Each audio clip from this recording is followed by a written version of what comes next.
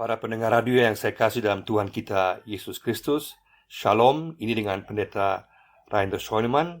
Kita memasuki seri yang ke-8 dari ucapan bahagia Yesus, norma kehidupan dalam kerajaan Allah. Kita membaca dari Matius pasal 5 ayat 8.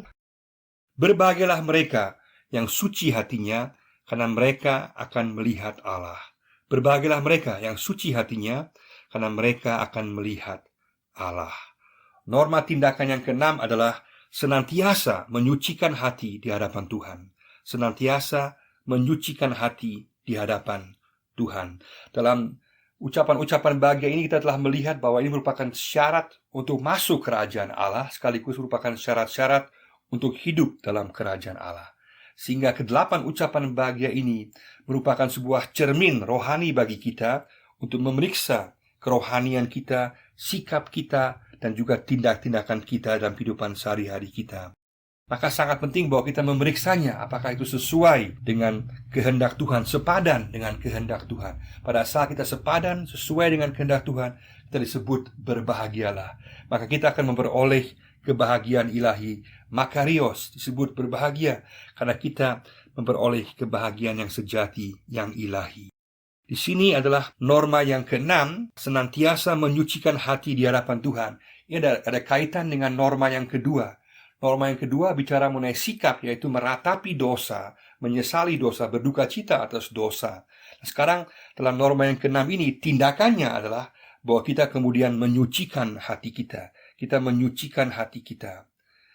Maka di sini Yesus mengatakan, hati kita yang perlu diperbaharui. Kenapa? Karena hati adalah pusat daripada kepribadian manusia. Pusat segala perasaan, pikiran, kemauan, kehendak ada dalam hati manusia. Dan pendapat Yesus terhadap hati manusia adalah sangat negatif. Dalam Matius 15 ayat 19, Yesus berkata, karena dari hati manusia timbul segala pikiran jahat, pembunuhan, perzinahan, percabulan, pencurian, sumpah palsu, dan hujat. Yesus menuntut bahwa kita memiliki hati yang suci. Kenapa? Karena Allah suci adanya. Imamat 11 ayat 45. Yesus juga mengatakan dalam Matius 5 ayat 18 bahwa kita dipanggil untuk menjadi suci, kudus, seperti Bapa kita di sorga kudus adanya. Dan ini hal yang sebenarnya tidak lazim untuk kita. Karena kalau kita jujur, hati kita lebih banyak, hati saya dan saudara mungkin juga kita seringkali malah bersifat memberontak melawan Tuhan, sifat tidak mau menuruti kehendak Tuhan.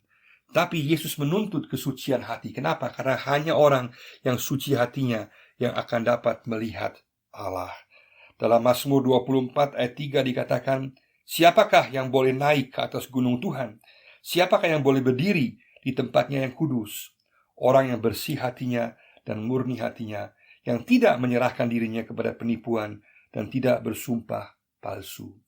Juga Ibrani pasal 12 ayat 14 mengatakan, kejarlah kekudusan, karena tanpa kekudusan tidak seorang pun dapat melihat Tuhan.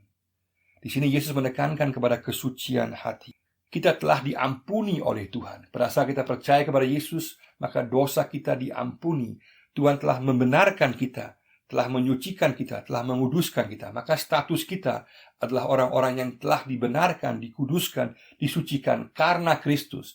Bukan karena kita, karena Kristus. Kita adalah orang yang benar, orang suci, orang kudus. Maka status kita adalah sebagai orang-orang kudus, orang suci.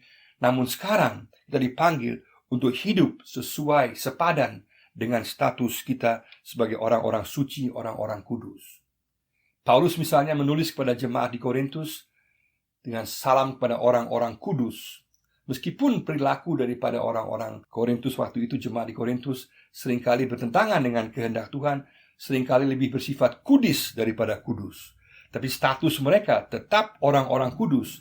Hanya sekarang mereka dipanggil untuk hidup sesuai dengan status mereka dalam proses pengudusan, proses penyucian yang akan berlangsung seumur hidup.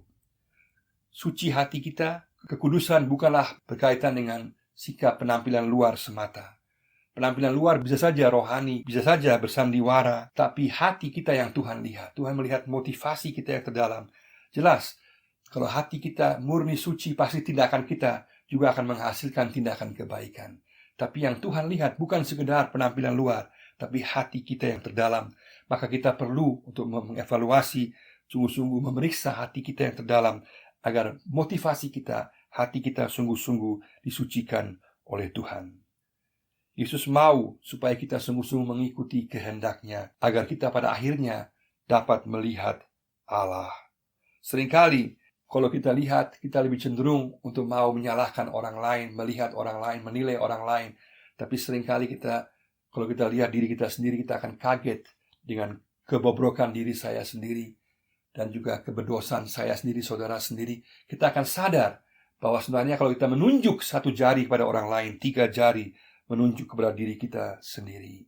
Maka Tuhan ingin supaya kita terus-menerus menyucikan hati kita dalam proses pengudusan secara terus-menerus, supaya kita jangan menjadi orang Kristen model kerbau. Kerbau bagaimana? Kerbau suka kubangan lumpur. Dia tidak suka keluar ke matahari. Dia merasa tidak betah dengan matahari. Dia kembali ke lumpur. Banyak juga orang-orang bersifat seperti kerbau. Mereka tinggal dalam dosa pada saat dengar terang firman Tuhan. Mereka tidak suka, mereka kembali ke kubangan lumpur dosa. Seharusnya kita menjadi orang Kristen model kucing. Kucing kalau kena kotoran sedikit, langsung merasa resah, tidak nyaman, membersihkan kotoran tersebut. Orang Kristen harusnya juga sama. Kita orang yang berdosa, saat berdosa, langsung bangun kembali, membereskannya, menyucikan hati kita, dan jalan terus dalam proses penyucian, pengudusan Tuhan. Mari sama-sama kita jadi orang-orang Kristen model kucing yang selalu menyucikan hati kita, supaya kita sungguh-sungguh kemudian dapat hidup sepadan dengan kehendak Tuhan, dan akhirnya akan melihat kemuliaan Tuhan, akan melihat Allah sendiri. Dalam 1 Yohanes 3 ayat 2b katakan, akan tetapi kita tahu apabila Kristus menyatakan dirinya, kita akan menjadi sama seperti Dia dalam keadaannya yang sebenarnya. Luar biasa, kita akan jadi sama seperti Dia dalam kemuliaan Yesus. Juga 1 Yohanes 3 ayat 3 mengatakan, setiap orang yang menaruh pengharapan itu kepadanya, menyucikan diri, sama seperti Dia yang adalah suci. Maka karena status kita adalah orang-orang yang suci, dan bahwa kita akan melihat Allah, pengharapan kita melihat Allah, kemuliaan Allah, maka kita dipanggil untuk selalu menyucikan hati kita, motivasi kita, kehendak kita, pikiran kita di hadapan Tuhan. Yakobus 4 ayat 8 mengatakan, mendekatlah kepada Allah, maka Ia akan mendekat kepadamu. Tahirkanlah tanganmu, hai kamu orang berdosa, dan sucikan hatimu, hai kamu orang yang mendua hati. Mari sama-sama kita masuk dalam proses penyucian ini di hadapan Tuhan. Dan kita berdoa seperti dalam Mazmur pasal 51, Tuhan, jadikanlah hatiku tahir, perbaharulah batinku, perbaharulah hatiku. Roh Kudus, kuasailah aku, perbaharulah aku, motivasiku Kau murnikan, Kau sucikan, dan juga hatiku, pikiranku, supaya kita boleh hidup sesuai sepadan dengan kehendak Tuhan. Pada saat yang sama, kita juga sekaligus terlibat dalam pelayanan tengah-tengah dunia ini. Tujuan kita adalah sorga, tapi pelayanan kita adalah di dunia ini. Maka Tuhan juga mau supaya kita memurnikan motivasi kita dalam pelayanan kita. Terlibat dalam pelayanan, tapi dengan motivasi yang murni. Rasul Paulus katakan dalam Roma 12 ayat 11, janganlah hendaknya kerajinanmu kendor, biarlah rohmu menyala-nyala, dan layanilah Tuhan. Mari sama-sama kita menyucikan hati kita dan sekaligus melayani Tuhan di tengah-tengah dunia ini dengan motivasi yang murni, dengan sikap yang benar, dan dengan harapan bahwa kita akan melihat kemuliaan Tuhan. Kemuliaan Tuhan akan terpancar atas kehidupan kita, akan terpantul atas kehidupan kita. Kita akan menjadi sama seperti Dia dalam kemuliaan. Itulah kehormatan yang terbesar, tujuan yang terindah, bahwa kita boleh melihat Allah sebagaimana Allah ada, dan bersama-sama dengan Dia hidup kekal selama-lamanya. Mari sama-sama kita memurnikan hati kita, menyucikan hati kita, mengevaluasi kita, motivasi kita, pikiran kita, kehendak kita, supaya kita akhirnya boleh melihat Allah dalam kemuliaannya. Kita boleh melihat Allah dalam segala kemuliaan yang kemudian dipantulkan dan diberikan kepada kita untuk selama-lamanya. Kiranya Tuhan memberkati kita semua. Amin.